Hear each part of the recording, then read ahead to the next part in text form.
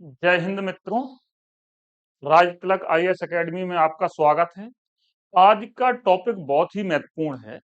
आज हम पढ़ेंगे शब्द शक्ति, जो हिंदी एमपीपीएससी मेंस में नया जोड़ा गया टॉपिक है। बहुत ही महत्वपूर्ण टॉपिक है क्योंकि बुक में ये पढ़ने में अत्यंत क्लिष्ट है, लेकिन हम तुम्हें बहुत सरल शब्दों में समझाएंगे जिससे तुम्हें अच्छे से समझ में आएगा और जिसे तुम बहुत ही आसानी से एग्जाम में लिख सकते हो। बात करते हैं शब्द शक्ति की, तो वास्तव में शब्द से अर्थ ग्रहण करने की शक्ति को शब्द शक्ति कहते हैं। यानी शब्द से सामने वाला क्या अर्थ ग्रहण करता है, उस अर्थ ग्रहण करने की शक्ति को शब्द शक्ति कहते हैं। अब जैसे मान लो कि हमने कहा 9 और 2 11 होते हैं, तो यहाँ 9 और 2 11 होते हैं, यानी 9 और 2 को जोड़कर क्या मान लिया 11। तो ये क्या है कि वास्तविक अर्थ है। तब हमने कहा 9 2 11 होना, तो यहाँ जो वास्तविक अर्थ है उसको छोड़कर सामने वाला व्यक्ति एक नया अर्थ ग्रहण करेगा, भाग जाना। तो जो शब्द का अर्थ ग्रहण करते हैं उसे कहते हैं शब्द शक्ति। तो अब देखते हैं शब्द शक्ति। शब्द से अर्थ ग्रहण करने की शक्ति को शब्द शक्ति कहते हैं। शब्द शक्ति का शाब्दिक अर्थ शब्द का सामर्थ्य अथवा क्षमता है।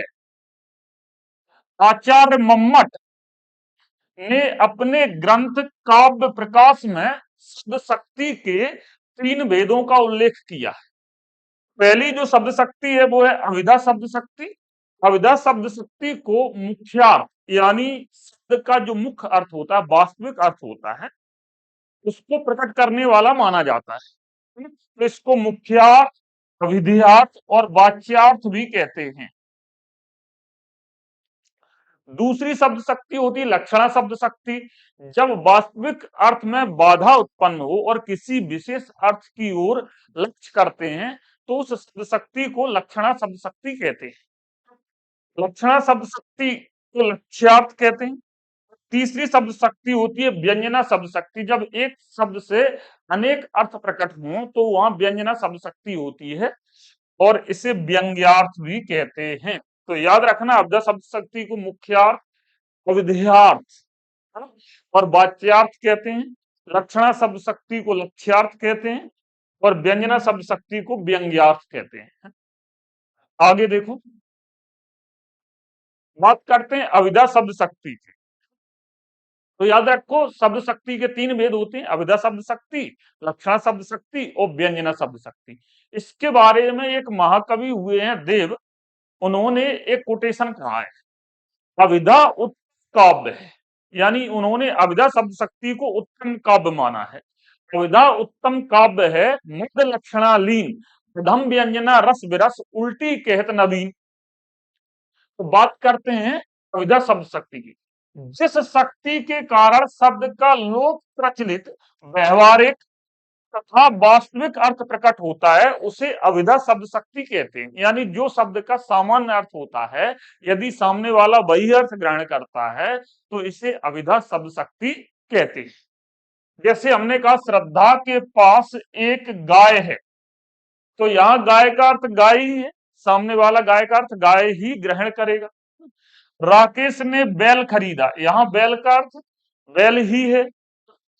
गधा चर रहा है, यहाँ गधा का अर्थ क्या है, गधा ही है। तो जब शब्द का वास्तविक अर्थ ग्रहण किया जाए वहां अविधा शब्द शक्ति होती है। अब बात करते हैं लक्षणा शब्द शक्ति की, है ना। जिस शक्ति के द्वारा शब्द अपना वास्तविक अर्थ छोड़कर किसी विशेष अर्थ की ओर लक्ष्य करता है, अर्थात मुख्यार्थ में बाधा उत्पन्न होने पर शब्द किसी अन्य अर्थ का बोध कराता है तो उसे लक्षणा शब्द शक्ति कहते हैं। लक्षणा शब्द शक्ति द्वारा व्यक्त अर्थ लक्ष्यार्थ कहलाता है।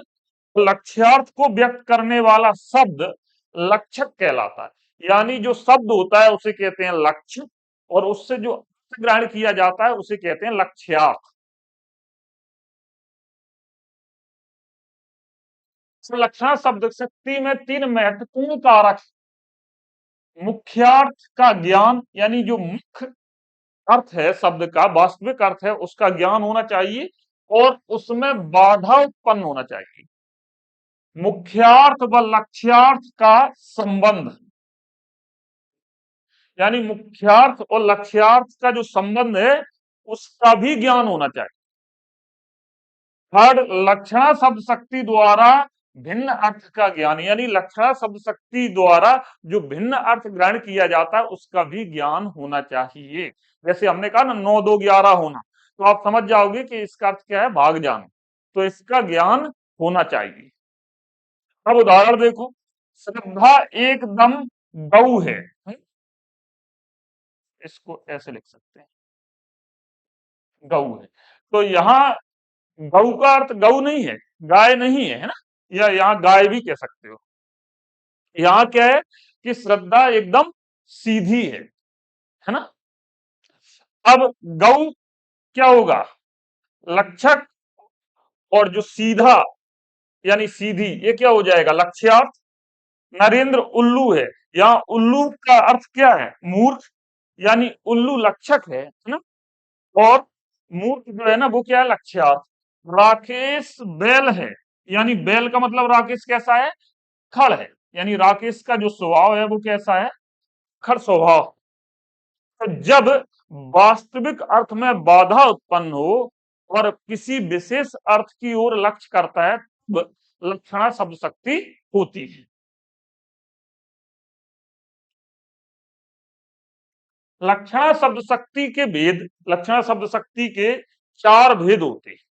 पहला है रूढ़ा लक्षणा शब्द शक्ति, दूसरा है प्रयोजनवती लक्षणा शब्द शक्ति, तीसरा उपादान लक्षणा शब्द शक्ति, और चौथा है लक्षण लक्षणा शब्द शक्ति।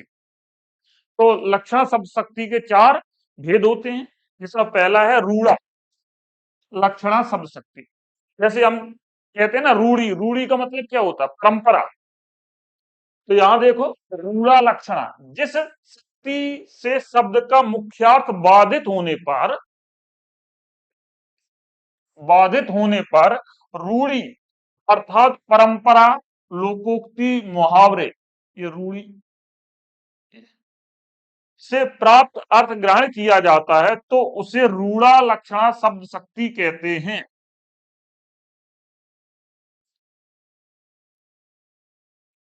रूढ़ा लक्षणा शब्द शक्ति कहते हैं।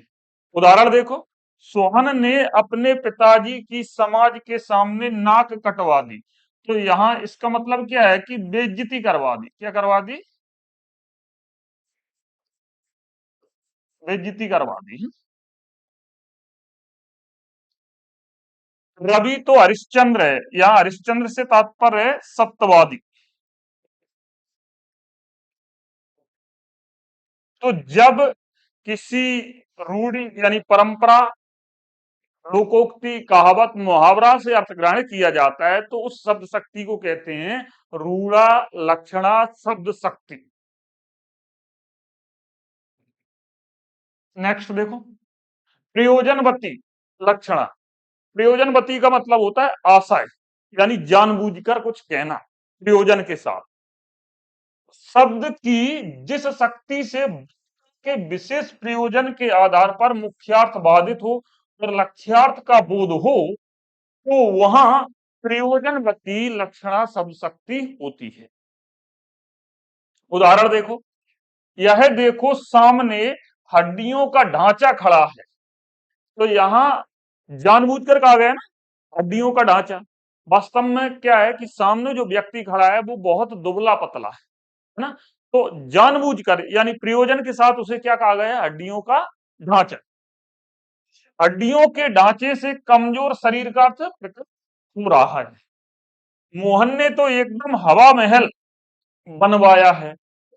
अब यहाँ हवा महल से आशय हवादार भवन से है, यानी ऐसा भवन जिसमें हवा सुगमता से जो है ना आती जाती है ना, सुगमता से बहती है, तो उसको क्या कहते हैं, हवा महल।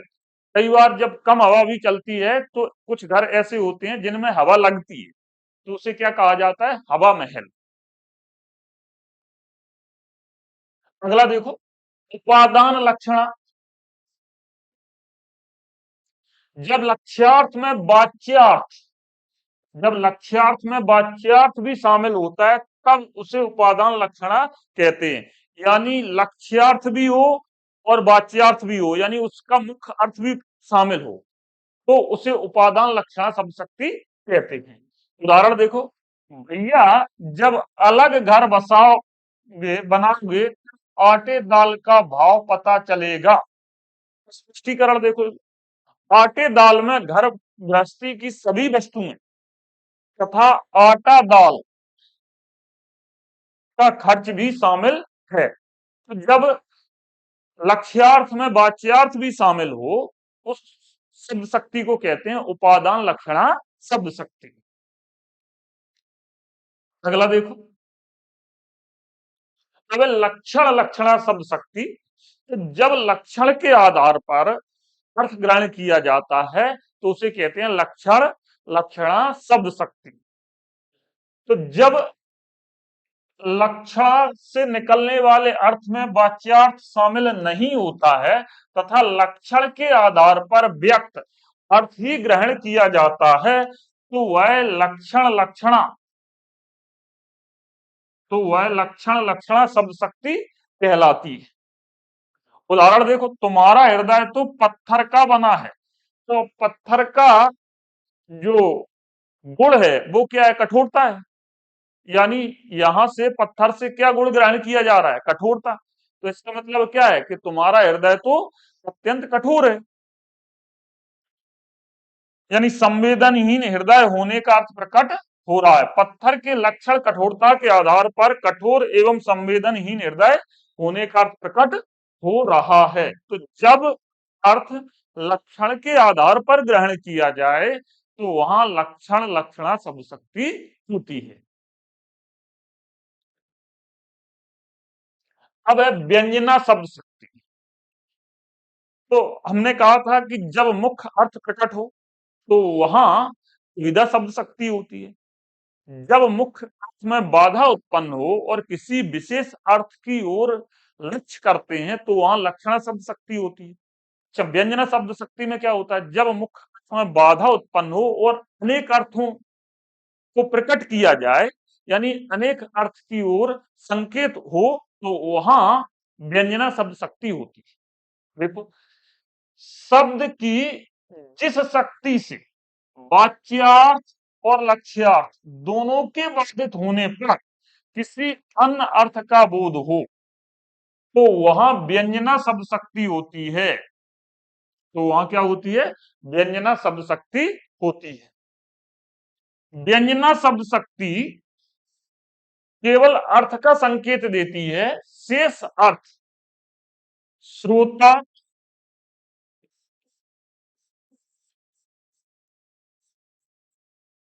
अथवा पाठक की कल्पना शक्ति पर निर्भर करता है। एक ही शब्द के संदर्भ में के अनुसार अलग अलग अर्थ हो सकते हैं। यानी एक ही शब्द के संदर्भ के अनुसार अर्थ अलग अलग हो सकते हैं, सामने वाला अलग अलग अर्थ समझ सकता है। जैसे श्री राम मर्यादा पुरुषोत्तम है। अब यहां देखो, मर्यादा पुरुषोत्तम से क्या क्या निकलते हैं कि सभ्य हैं। श्री राम कैसे हैं? सभ्य हैं, सुशील हैं, मर्यादित हैं, आज्ञाकारी हैं, सामाजिक हैं, न्यायकारी हैं आदि। यानी बहुत सारे अनेक अर्थ निकलते हैं। अगला देखो उदाहरण, जैसे हमने कहा 5 बज गए हैं। इसके अलग अलग व्यक्ति अलग अलग अर्थ निकाल सकते हैं, है ना? इसके अर्थ हो सकते हैं, किसी के लिए हो सकता है कि चाय का समय हो गया है। जैसे कहते हैं ना 5 बज गए हैं, तो उसके लिए क्या मतलब है कि चाय का समय हो गया। हो सकता है किसी के लिए घूमने जाने का समय हो, घर जाने का समय हो गया हो, यानी ऑफिस से हो सकता है कि किसी के लिए ऑफिस से घर जाने का समय हो गया है ना? पढ़ाई खत्म करने का समय हो गया है। कुछ ऐसे स्टूडेंट हैं जो पढ़ रहे हैं, तो उनका पढ़ाई खत्म करने का समय हो गया है। तो अलग अलग व्यक्ति के लिए 5 बज गए हैं का अर्थ अलग अलग हो सकते हैं। तो जब अर्थ अलग अलग हो, कई अर्थ हो, भिन्न अर्थ हो, तो वहां व्यंजना शब्द शक्ति होती है। व्यंजना शब्द शक्ति के भेद। व्यंजना शब्द शक्ति के दो भेद होते हैं, शाब्दी व्यंजना, अर्थी व्यंजना। पहला है शाब्दी व्यंजना, दूसरा है अर्थी व्यंजना। शाब्दी व्यंजना जब शब्द विशेष के प्रयोग के कारण व्यंग्यार्थ का बोध हो, तब हुआ है शाब्दी व्यंजना शब्द शक्ति कहलाती है। अब जरा समझो, जो व्यंग्यार्थ है उसका बोध किसके कारण हो, शब्द के कारण हो, तो वहां शाब्दी व्यंजना शब्द शक्ति होती है। और जब व्यंग्यार्थ का बोध अर्थ के कारण हो, तो वहां अर्थी व्यंजना शब्द शक्ति होती है। अब यहां देखो, अधिक, ये क्या है, अधिकतर है ना। अधिकतर जहां श्लेष अलंकार होता है वहां शाब्दी व्यंजना शब्द शक्ति होती है। इसमें अनेकार्थक शब्दों का प्रयोग होता है। जैसे सुवर्ण को ढूंढत फिरत, कभी व्यभिचारी चोर। अब यहां देखो, सुवर्ण, तो सुवर्ण के भिन्न भिन्न अर्थ। सुवर्ण को कौन कौन ढूंढ रहा है, सुवर्ण को ढूंढ रहा है कभी व्यभिचारी और चोर। तीन लोग जो है ना सुवर्ण को ढूंढ रहे हैं। भी चाहता है कि उसकी कविता सुंदर, इसलिए उसे सुंदर वर्णों की आवश्यकता होती है। कवि किसको ढूंढ रहा है, सुंदर वर्णों। अच्छा, व्यभिचारी व्यक्ति सुंदर वर्ण यानी रंग, यानी सुंदर रंग की स्त्री को ढूंढता है। और चोर सुवर्ण यानी सोना। यदि चोर को यह पता लग जाए कि तुम्हारे घर में सोना रखा है, तो तुम सुबह देखोगे कि घर के पीछे एक छोटा सा नया दरवाजा तैयार मिलेगा। तो यहां सुवर्ण शब्द का अर्थ अलग अलग लोगों के लिए अलग अलग है। और चूंकि शब्द क्या है, सुवर्ण, तो शब्द से भिन्न भिन्न अर्थ ग्रहण किए जा रहे हैं, इसलिए यहां शाब्दी व्यंजना शब्द शक्ति होगी। प्रस्तुत उदाहरण में सुवर्ण शब्द का व्यंग्यार्थ है। यदि सुवर्ण के स्थान पर स्वर्ण शब्द का प्रयोग करें तो व्यंग्यार्थ समाप्त हो जाता है। तो व्यंग्यार्थ क्या होगा, समाप्त हो जाएगा, है ना। तो यहां क्योंकि सुवर्ण शब्द के कारण व्यंग्यार्थ उत्पन्न हो रहा है, इसलिए यहां शाब्दी व्यंजना शब्द शक्ति होगी। अर्थात शाब्दी व्यंजना में यदि दिए गए शब्द के स्थान पर उसके पर्यायवाची शब्द का प्रयोग किया जाता है तो व्यंग्यार्थ समाप्त हो जाता है। व्यंग्यार्थ क्या हो जाता है, समाप्त हो जाता है। अगला देखो, आर्थी व्यंजना शब्द शक्ति, वह शक्ति जो शब्द के अर्थ पर निर्भर हो। अर्थात जहां शब्द बदलने पर भी व्यंग्यार्थ व्यक्त हो, तो वहां आर्थी व्यंजना शब्द शक्ति होती है। भाव एक हो, इसमें एकार्थक शब्द का प्रयोग होता है। जैसे देखो, री अभाव की चप्पल बाल की, री ललाट की खल रेखा। तो यहाँ एक चप्पल बाल की है और एक क्या है, खल रेखा। तो स्पष्टीकरण देख लो, री अभाव की चपल बाल के में हृदय को अस्थिर करने वाली चिंता, हृदय को अस्थिर करने वाली चिंता का भाव निहित है। वास्तव में ये जो पंक्ति है, ये जयशंकर प्रसाद की प्रसिद्ध कृति रामायणी से ली गई, और जिसका पहला सर्ग है चिंता सर्ग, उससे ये पंक्तियां ली गई। तो यहाँ री अभाव की चपल बाल के, यानी यहाँ जो है ना अभाव के कारण जो चिंता उत्पन्न हो रही है उसका वर्णन किया गया है।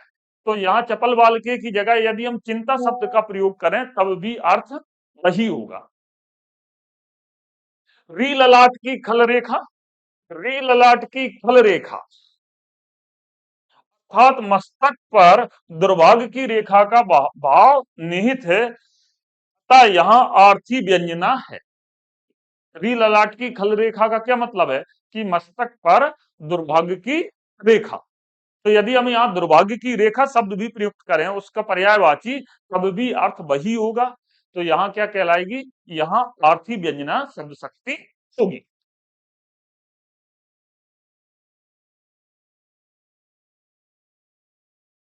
शब्द की वह शक्ति जिसमें वाच्यार्थ प्रकट होता है अविद्या शब्द शक्ति कहलाती है। व्यंजना शक्ति का कार्य क्या है,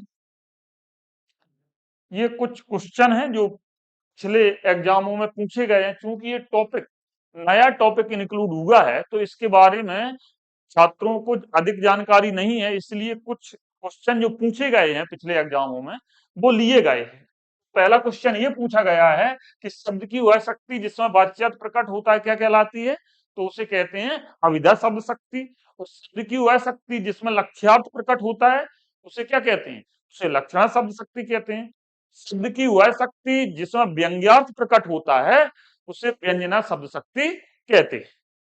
अच्छा, अगला देखो, व्यंजना शक्ति का कार्य क्या है, मूल अर्थ व्यक्त करना, प्रयोजन को व्यक्त करना, मुख्यार्थ की व्याख्या करना, मुख्यार्थ में छिपे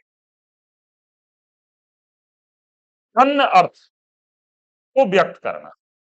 क्या है, मुख्यार्थ में छिपे अन्य अर्थ को व्यक्त करना या अन्य अर्थों को व्यक्त करना, सही तो ये है कि अन्य अर्थों को व्यक्त करना। नेक्स्ट देखो, शब्द में जहां मूल अर्थ नहीं बल्कि उसका व्यंग्यार्थ अभिप्रेत होता है वहां कौन सी शब्द शक्ति होती है, तो स्वाभाविक है वहां व्यंजना शब्द शक्ति होगी। नेक्स्ट देखो, अर्थबोध कराने के संदर्भ में निम्न में से कौन सा कथन सत्य है। अविद्या शब्द शक्ति लक्षणा पर आश्रित होती है, ये गलत है।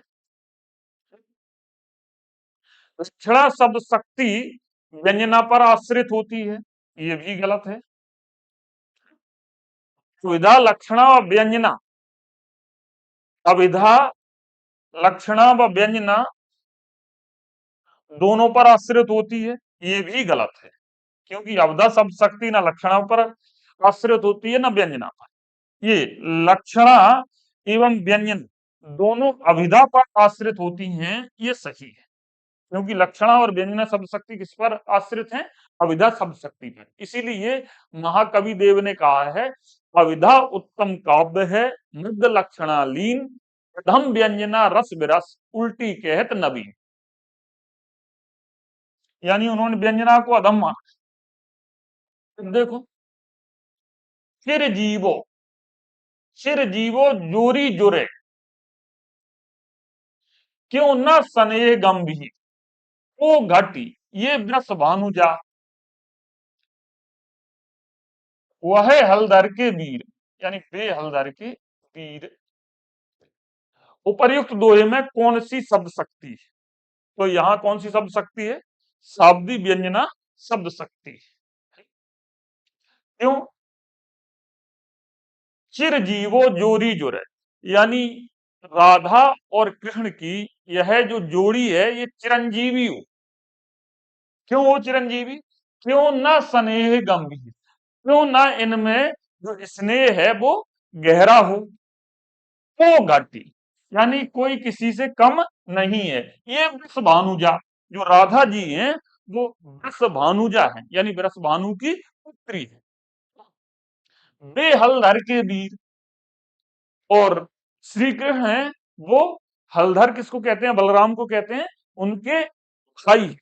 तो अब यहां देखो, वृषभ से अर्थ आ रहा है बैल का और हलधर से भी अर्थ किसका आ रहा है, बैल का। तो यहां शब्द से जो है ना अर्थ ग्रहण किया जा रहा है, इसलिए यहां सावधी व्यंजना शब्द शक्ति है। अब यहां यदि हम इनके पर्यायवाची का प्रयोग करें तो सावधी व्यंजना शब्द शक्ति समाप्त हो जाएगी। नेक्स्ट देखो, बांधा था विधु को किसने, बांधा था विधु को किसने इन काली जंजीरों से। ये पंक्ति भी कहां से ली गई है, ये पंक्ति भी कामायनी से ली गई है।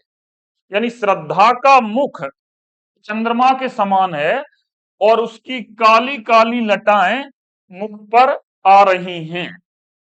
तो अब जंजीरों, काली जंजीरों से मतलब क्या है, जो काली काली लटाएं हैं, जो बाल हैं, वो चेहरे पर आ रहे हैं। और विधु यानी चंद्रमा, तो श्रद्धा के मुख की उपमा किससे दी जा रही है, चंद्रमा से। और काली काली जंजीरों से किसकी उपमा दी जा रही है, श्रद्धा के बालों की। तो यहां लक्षणा शब्द शक्ति यानी चंद्रमुख, यानी मुख किसके समान बताया जा रहा है, चंद्रमा के समान।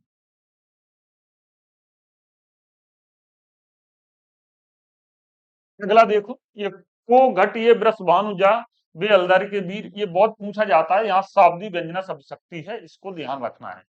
ठीक है। अगला है, इसकी अनुभूति कराने में अभिधा शब्द शक्ति ही प्रधान है, यह मान्यता किसकी है। वास्तव में ये अर्थ की अनुभूति है, सही शब्द क्या है यहाँ, अर्थ की अनुभूति कराने में अभिधा शब्द शक्ति ही प्रधान है, यह मान्यता किसकी है, आचार्य भामा की, आचार्य दंडी की, आचार्य कुंतक की। तो किसकी है इसमें,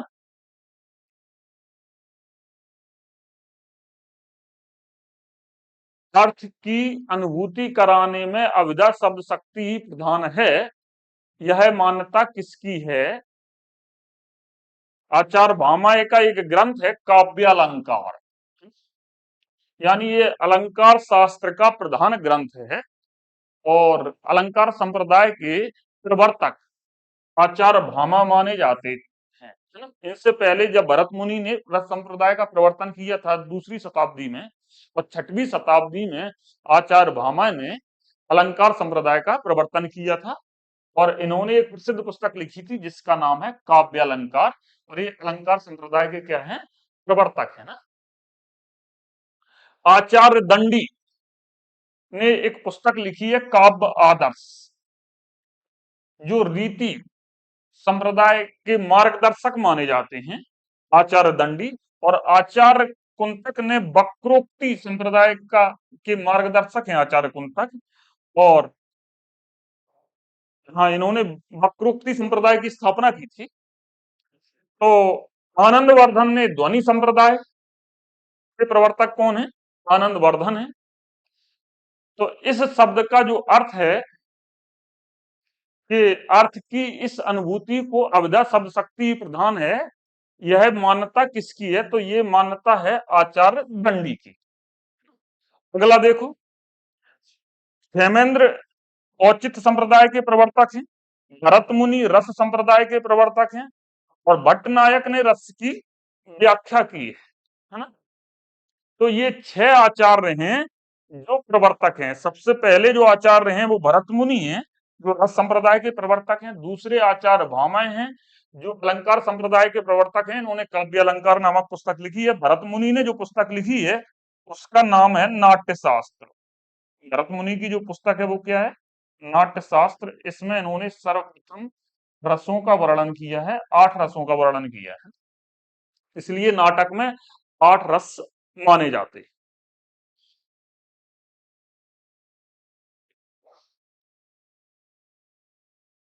अगला देखो, व्यंजना शब्द शक्ति का संबंध किससे है, तो व्यंजना शब्द शक्ति का संबंध किससे होगा, व्यंग्यार्थ से होगा। एक आधा है, ठीक। अगला देखो, धन्यवाद। तो ये बहुत ही महत्वपूर्ण टॉपिक था शब्द शक्ति। आशा है सबको बहुत अच्छे समझ में आया होगा। इससे कोई भी अगर क्वेश्चन बनता है तो आप तुमसे बड़े आसानी से बन जाएगा, कोई समस्या नहीं आएगी। धन्यवाद।